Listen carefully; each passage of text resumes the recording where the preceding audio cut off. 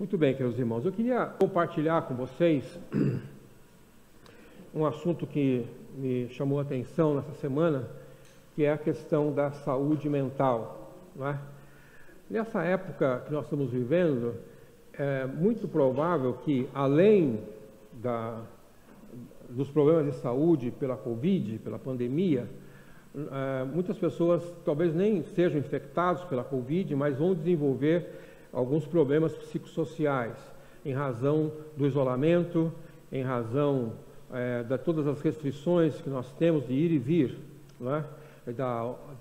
Também da dificuldade que nós temos para encontrar nossos familiares, não é? Tivemos agora, nessas últimas semanas ou mês, um aumento impressionante no número de casos, não é? Então, provavelmente, nós estamos experimentando isso em maior ou menor grau. Então, eu queria rapidamente aqui, eu creio que o meu tempo não me permite ir longe nisso, nem desejo, apenas para que a gente faça uma reflexão sobre a saúde mental em tempos de pandemia. Alguns estudos mostram, meus irmãos, que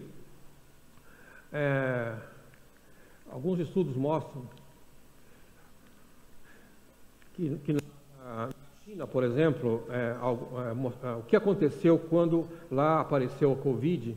Então, são estudos preliminares ainda, nós só vamos saber disso mais para frente, ainda não dá para ter uma ideia clara de quais são os impactos psicossociais na nossa sociedade.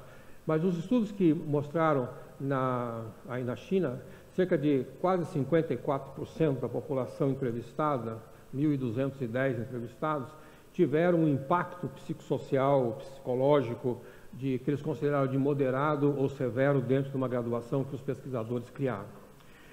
Um estudo anterior, que já um pouco mais científico, né, que foi feito na África por ocasião da pandemia do Ebola, né, principalmente na África Ocidental, em Serra Leoa e os países vizinhos, mostraram que 11 mil pessoas morreram por causa do Ebola, né, uma doença infecciosa muito grave, que as pessoas às vezes morriam sangrando, né, com hemorragia muito séria. Desses aí, cerca de 17 mil sobreviventes, eles têm até hoje sequelas dessa doença. Então veja que a pandemia não só causa problemas físicos, e alguns não se recuperam do problema físico, mas também de problemas emocionais. Esse é o quadro. Então o que nós vamos esperar para o futuro é que nós vamos ter uma população com sérios problemas emocionais em função desse trauma que nós estamos vivendo. E nós não somos diferentes, porque nós estamos na igreja, nós também somos sujeitos a essas coisas, nós também temos esses impactos na nossa vida.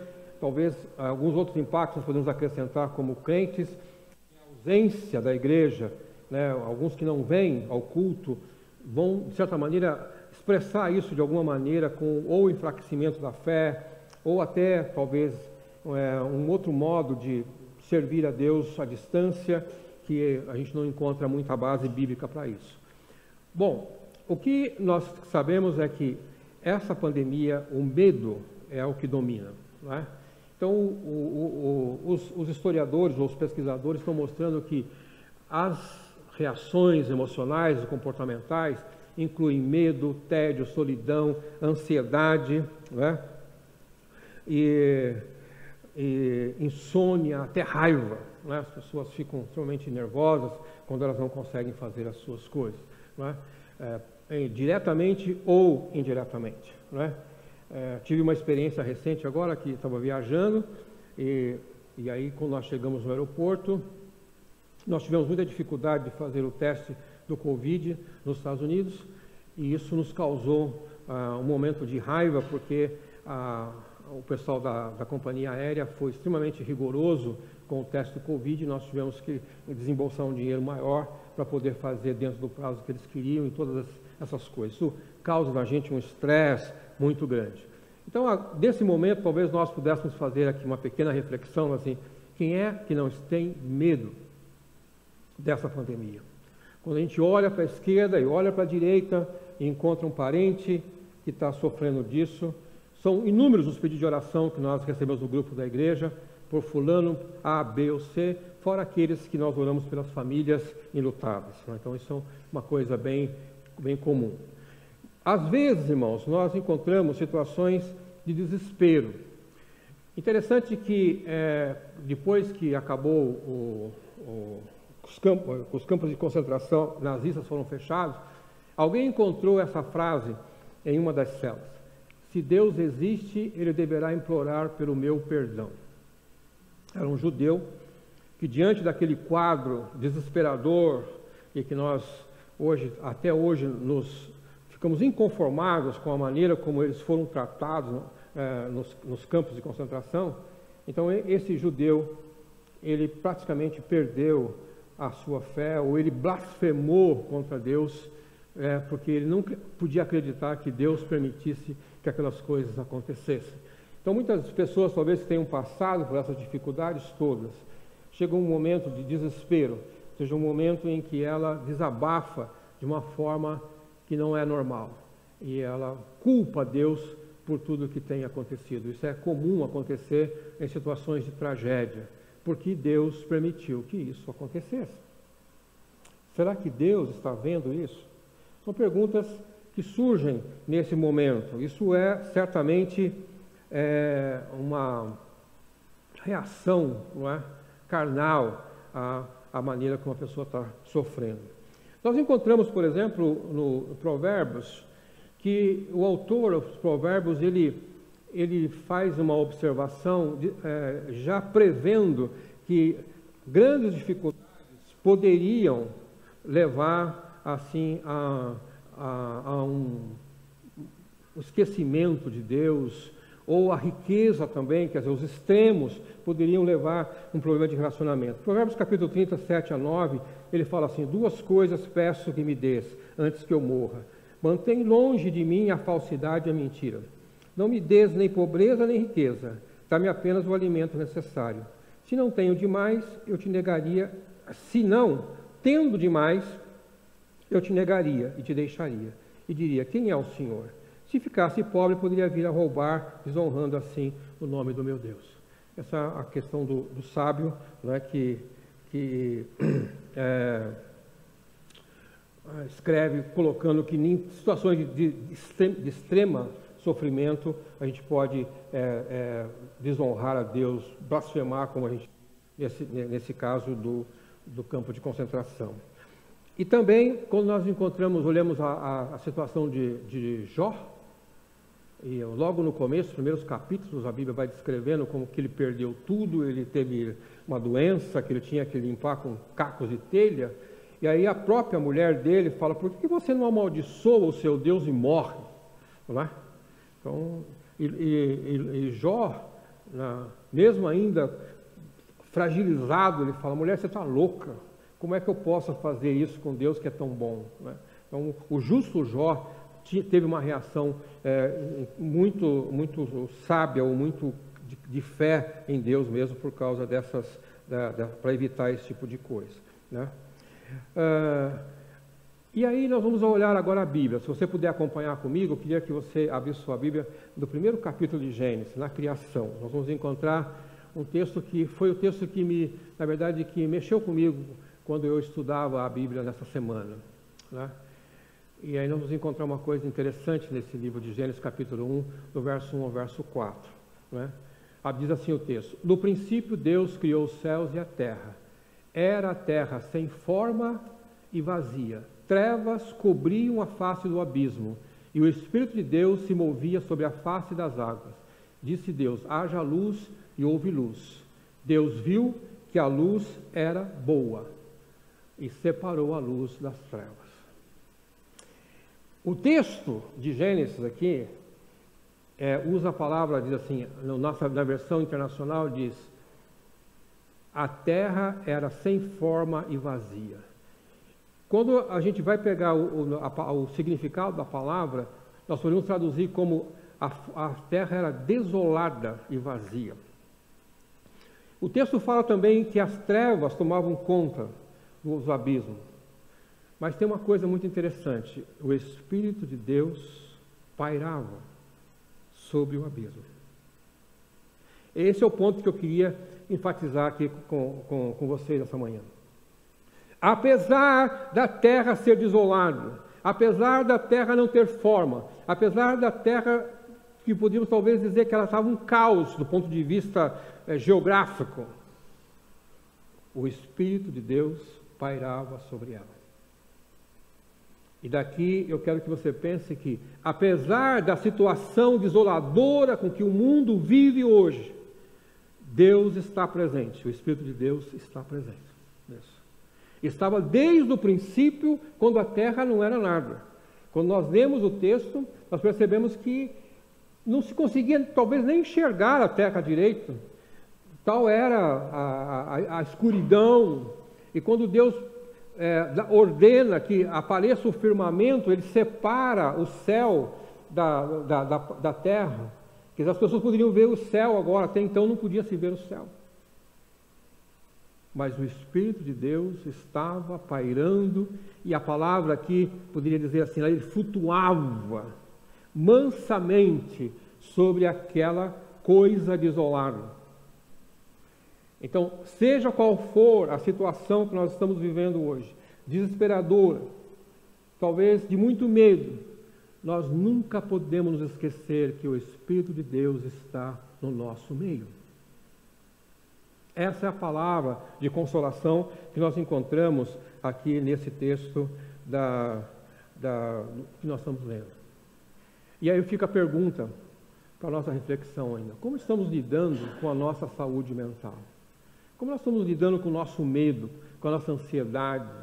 Como nós estamos lidando com as notícias que correm? Qual é a nossa reação diante desse quadro só de notícia ruim? O que nós estamos fazendo? O estudo na África mostrou que, diante daquela pandemia do ebola, as pessoas ficaram paralisadas. Elas não conseguiam nem ir nos hospitais procurar ajuda. Tal era o pavor que tomou conta daquela população na África Ocidental. É provável que também nós vamos encontrar muitas pessoas que estão tão amedrontadas que elas estão confinadas em casa. Não sai nada. Eu tenho notícia de pessoas de que tudo pede pela internet e quando chega a pessoa para entregar o que ele quer, deixa na porta, meia hora depois ele vai lá pegar, não quer contato com ninguém, ele está simplesmente isolado, tal é o pavor que ele tem disso que está acontecendo. A maneira como ele encontrou para reagir dessa maneira. E aí, meus irmãos, uma coisa que nós vamos ter que lidar é com o medo, não é? Esse medo que paralisa, esse medo que talvez a gente não consiga mais se relacionar com ninguém, o medo que nós temos de vir para a igreja, o medo de trabalhar, todas essas coisas. E o medo espalha a insegurança da população. Um medroso, ele é capaz de contagiar muita gente. O medo é tão contagiante como o coronavírus. Também distorce a percepção de risco. Então nós vamos sempre achar que a chance da gente morrer é muito maior do que é na verdade. Então uma das coisas que eu tenho notado é o seguinte, nós já estamos aqui no Brasil com um índice de vacinação impressionante, nós estamos atingindo quase 75% da população com 2 doses. Eu acho que nós não vamos passar disso, porque se a primeira dose está em torno de 75%, 76%, a segunda dose talvez não passe desse número. Nós temos 1/4 da população que por algum motivo não se vacinou. É uma população grande, né? Principalmente em São Paulo. Não é? E aí criam-se esses fantasmas, as notícias ruins que se espalham, por isso, por aquilo. Muitas das mídias sociais que espalham as notícias ruins, isso vai deixando medo na população.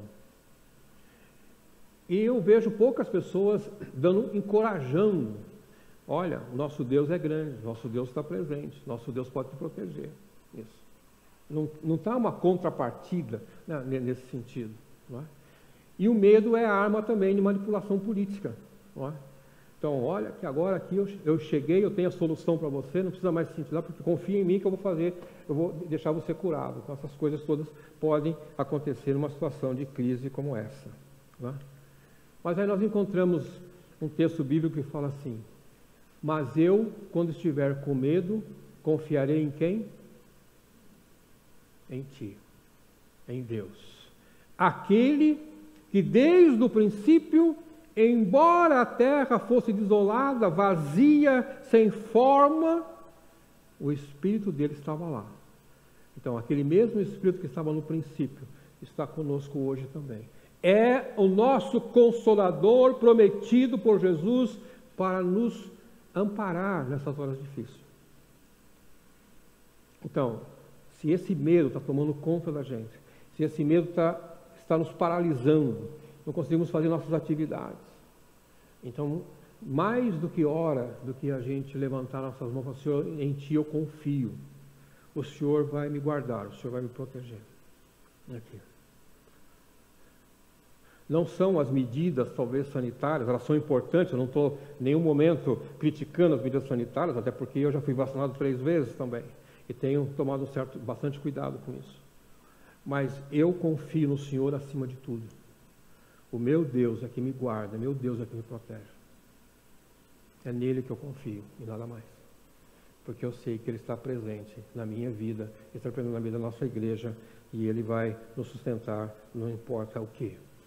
Então, note que no texto fala, o Espírito Santo está presente na terra em qualquer situação. Pairava. Aqui vem uma ideia de calma, né? Então, o Espírito Santo não estava agitado, ele estava calmo, tinha controle da situação. Outra coisa que o texto fala, que as trevas que haviam sobre a terra, elas foram dissipadas quando Deus dá ordem, haja luz.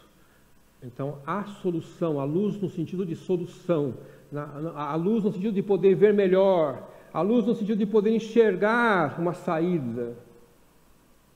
E aí diz o texto, e Deus viu que a luz era boa. Deus gostou disso. A solução que o Senhor tem para nós é uma solução boa. Nós esperamos nele, nós cremos nele, para que haja uma luz nesse mundo tenebroso, nesse mundo difícil que nós estamos encontrando. A luz poderá vir através da própria ciência, porque os cientistas também têm uma mente que foi dada por Deus. A luz poderá vir através até do próprio vírus, que poderá se alterar em outras formas menos agressivas. A luz poderá vir de várias formas.